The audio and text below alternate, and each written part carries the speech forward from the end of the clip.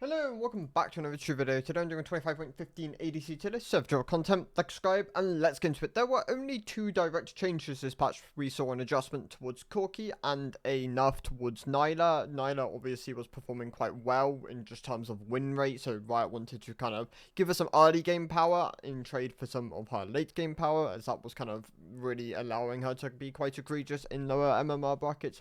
In the case of Corki, they've adjusted him so he doesn't have quite of an egregious level like 7 through 9 spike on his Q. They've shifted some of that power into like 80 ratio, I believe, on his E and R, so he doesn't end up being quite as obnoxious on like the wave clear front, but does have access to a bit more scaling, which doesn't really tailor him quite as much towards the bruiser builds, which have kind of been popping up a bit more in mid lane.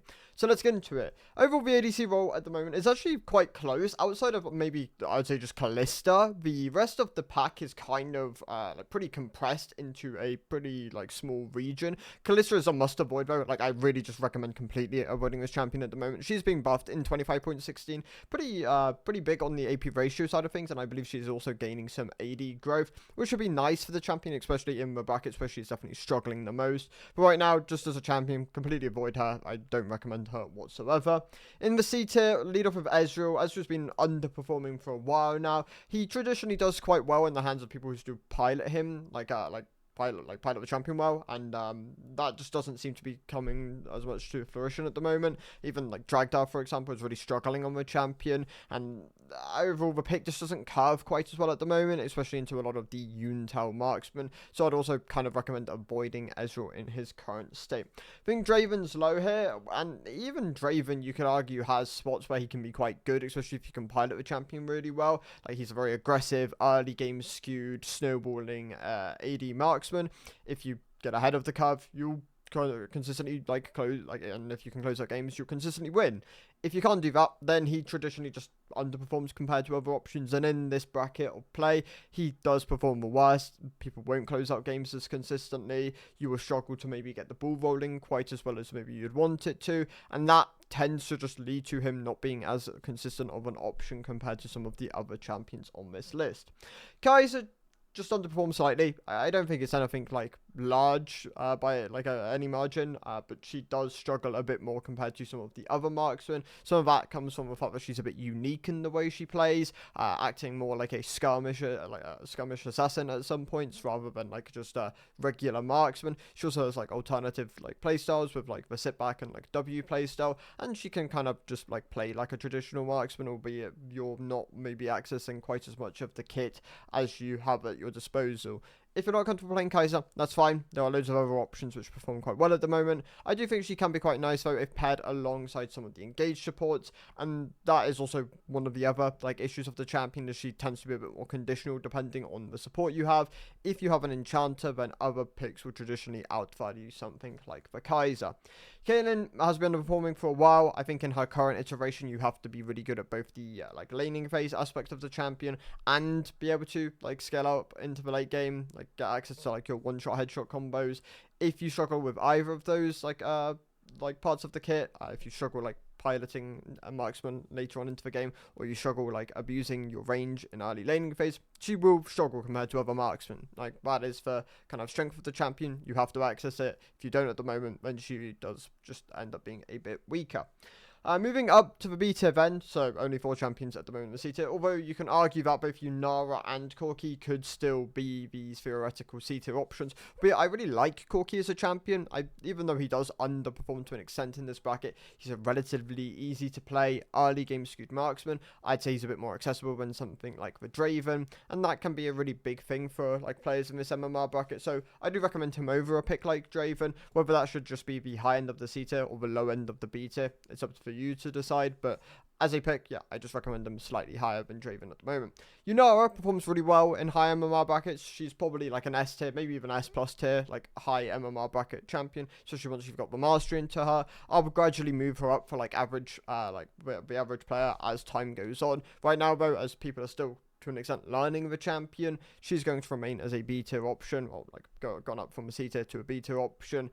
Maybe next patch will like bump up to the A tier. I do think the pick's really good. I think she has a lot of potential as a champion, especially if you like understand how to like play around her ultimate and the fast like animations which she has access to, which can like act as like auto resets. I think she has a lot of burst potential as well. So the pick, something I try to recommend at least learning at some point. Right now, though, she's going to be quite contested, and she does have like a genuine mastery curve, so you do want to put some time to her before you just take her into solo queue.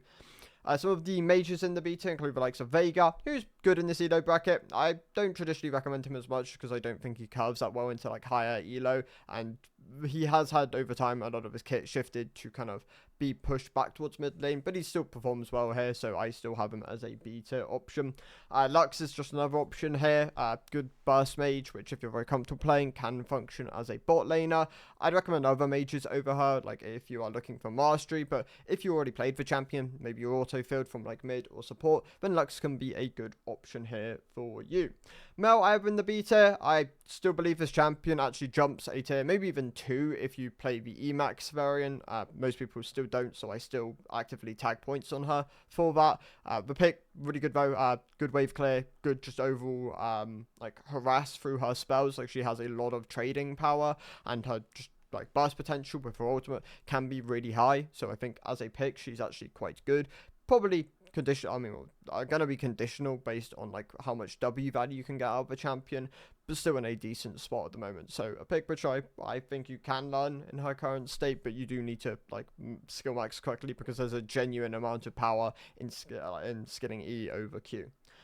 Seraphine is the other pick within beta. She's just not performing as well as of recently, so I've just like dropped her down into the beta. I still think she's a good jack of all trades champion. Access to damage, access to CC, relatively simple to play. She has a lot of things going for her, but she doesn't really excel in any like regard at the moment, so I don't really recommend her over some of the other champions which have like a pretty clear and obvious like condition, or maybe not even condition, but like thing they excel at more than anything.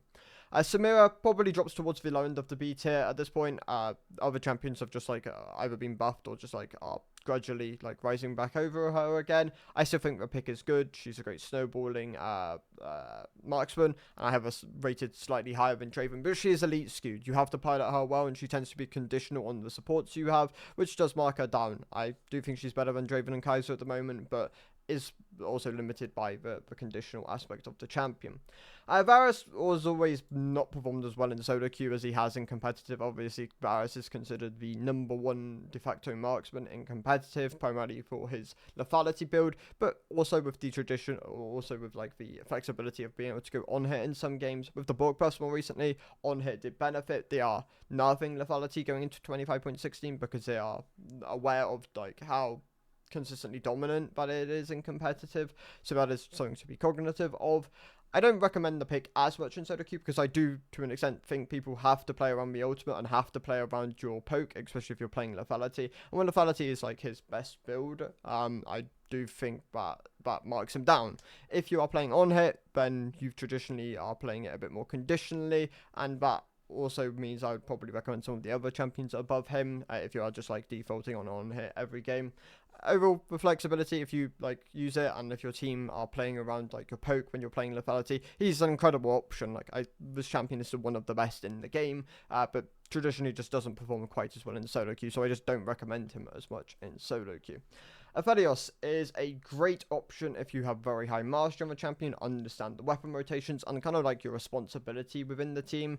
If you're not comfortable playing this champion, that's fine. I don't think he is a necessity at the moment, but he's in a very good state, and I do recommend learning him. Like, I think he is a great champion to have within your arsenal, a great hyper carry, access to so much damage in the right games, really rewarding to play. Xayah I have within the beta, probably a mid to low end beta champion at the moment because I do think she falls into the conditional like camp of champions more than the kind of like broader champions which you can play in more games. You want to play her into dive, she can really be rewarded in those situations, and that really aggressively like bumps her up in the tier list. If you play in the wrong spots where you're either outranged or the enemy doesn't really need to play into you, then she will struggle. She will not get as much value out of her kit, and that is meaningful. So I do have her in the B tier at the moment. And then Senna, I'm dropping her down from the A tier to the B tier. I just believe this champion doesn't have quite as much agency as some of the options above her, albeit I still think she is a good pick. Like, I think in the right spots you can get a lot of value out of this champion, but you are giving away some of that power to like your teammates. You aren't going to be doing quite as much damage off the get-go. You are quite squishy. You're to an extent, like reliant on your teammates either peeling you or making up for your vulnerabilities of like your durability. Either in the B2 at the moment, I still think she can be a great option in the right hands. Yeah. Moving on to the A tier then. Lead off with Swain. Still a conditional champion. You want to play him into either dive or low damage compositions for the kind of comps which don't really have the tools to burst you down or cut through your health bar, especially when you're in an ultimate. That's where he is really rewarded as a champion.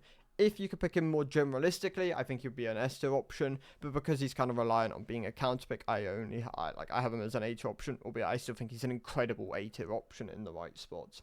Smolder, great scaling pick, back to kind of feeling like this inevitable champion. If you pick him in the right spots as well, you can definitely be rewarded. Try and avoid like really painful lanes, because that is where the champion is going to be punished the most. Lucian, I think if you pair him with the right champions, he can be really rewarded. Obviously, Braum being nerfed this patch and in the previous patch does affect him, because Lucian Braum is a common pairing. But obviously, Lucian Nami is traditionally like the main way people go. Still can be really solid in the right spots. I think this champion is definitely still doing well, and if you're very comfortable playing around like mid waves, understanding how to use your ultimate, and like your up front just being able to like jump in, do a chunk of damage, and then kind of either like positioning correctly, I think he can be really rewarded in those aspects. Ashe is a great utility marksman. Obviously got buffed, not so much recently, but like in the past, she's been kind of like bumped back up to being a pretty solid, just de facto A tier option. I have a like near Jhin, honestly. I think both these champions can be really good for like their utility aspects. Don't quite have as much agency as some of the other champions around them, but I think they excel at what they do at the moment and are pretty rewarding options, like Ashe with her ultimate and Jhin just with his utility combined with his like ability to harass out or like push waves in early laning phase can be quite obnoxious. Twitch is a great solo queue marksman. Obviously performs quite, doesn't exist in competitive and performs quite a bit worse in competitive, in higher elo brackets. It's like the same for like Vayne, for example. They're pretty predatory on like their reliance to kind of like snowball games. If they can't do that, then they will definitely struggle. They want to be ahead of the curve. They want to be able to use their like invis or their ability to kind of like catch people out to really find their advantages. And if you can't do that, then yeah, they will struggle. Outside of like OTPs, you don't see these champions quite as much. And I think if you're willing to put the time into them, they can be rewarding. But if you're not that comfortable on them, then there are lots of other options or alternatives which you can kind of like access, which don't require maybe quite as much mastery on. Hui, Ziggs, good mage options. Ziggs, I think people I think overrated him for a bit straight after his buffs. I still think he's a good option.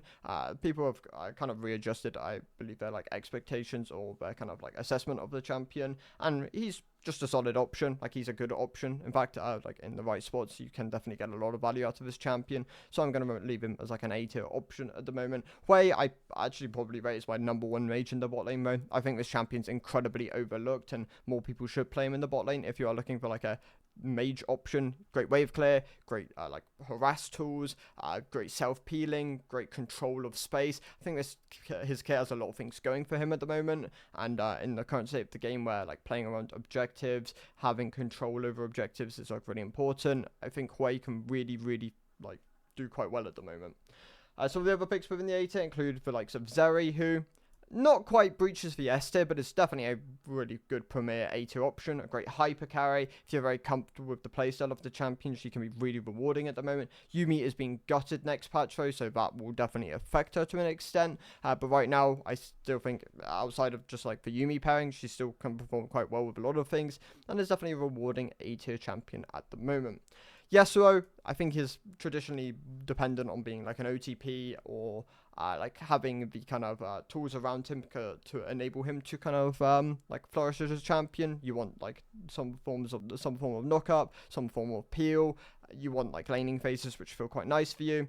That does work him down a bit. I probably actually have him more like a mid A tier pick now, because he did also get nerfed in the previous patch when they like buffed Borg, because they don't want him to be too oppressive. I still think the champ's great though. Like, if you are very comfortable playing Yasuo and you want a melee option within your pool in the bot lane, I think he's probably the best option to go to. Nyla, I'm dropping down. The nerf was bigger than the buff. Like, the buff was 2 base AD. It's nice for her to, like, perform for the, it allows her to perform a bit better in Elite, but the cost of 0.75 attack speed per level is very meaningful for low MMR brackets, and considering this is, like, a gold to like diamond, like mid elo kind of bracket, she lost a genuine amount of power here, so I'm going to be dropping her down to the A tier. That being said, though, I still think she's an incredibly good option. She probably should only really come out in like the pairs now, though, like the strong duos, like your Tarax, for example, or other, like, either not so much enchanters, but some of the engage options you can kind of like work with. Senna, I believe that one still can function quite nicely, albeit I actually haven't seen it quite as much since the Senna adjustments, where they slightly tagged her like AP ratios on her Q. Moving on to the S tier then, I'm going to leave with Vayne. Vayne's like the solo queue option here. I think she, or like the pure solo queue option here. I think she's really, really good if you're really comfortable on her. Benefited from just like item buffs over time. I think you have some level of flexibility there as well, where you can like opt into different builds. Borg being buffed, Kraken being buffed, like recently, were quite nice for her. Yeah, she does want to be playing into these compositions which don't have quite as many lockdown tools, so she can kind of 3D hit within the fight and kind of ramp up and find the angles. But just as a general like solo queue marksman, if you're very comfortable on the pick, I think she's in an incredible spot at the moment. You should definitely be looking to pick her up. The other picks within the S tier are like more generic, kind of just like marksman option. I think Kog'Maw really benefited from the Borg buffs more recently, kind of like re-cemented himself as like an S tier option. Tristana has been doing quite well for a while, like the overall burst potential this champion has, combined with her snowballing and her scaling, which has been quite heavily amplified when they did the adjustments to kind of push her out of mid towards the bot lane. Definitely performing really well in that aspect. Misfortune really not so much benefits, but is just like a really good generic like high damage marksman at the moment. She's easy to play, has pretty good AoE within her kit through her E and her ultimate. The like upfront burst damage on the champion is also really high when you get access to like if you're like passive queuing someone, for example. I think the champion is in a pretty solid spot. Yes, she's a bit more conditional. Traditionally wants to be paired with Engage and doesn't work quite well as with Enchanters, which is why maybe she should sit towards the lower end of the S tier. And the two like premier S tier options are still Jinx and Sivir. I think both these champions have they're the kind of picks where if they pick up like an early kill or like early like double kill, they feel really, really threatening within the game. Jinx, with her ability to snowball, one takedown within a fight can really comfortably shift it quite aggressively into her favor. I think Sivir, with like a bunch of her recent buffs, and then like the more recent buff of her W being, I believe, 10% AD ratio stronger all the way up until like level 13, is really, really impactful for her. Definitely as a champion, I recommend playing her because the like simplicity of the kit and just the ability to either sit back, like scale up and kind of hit a point where you're going to be strong within the game, or even fight early with like a support which maybe can feel a bit more comfortable being aggressive. I do believe she has both access to both playstyles, so honestly maybe Sivir is actually my number one recommendation at the moment, but I do think both these two picks are probably the top of the S tier. Maybe not quite S plus options, albeit I could honestly see it. Like I think actually Jinx and Sivir I will have as like the two recommended picks of the patch. So those are my thoughts. Thank you guys for watching. See you in the next one. Goodbye.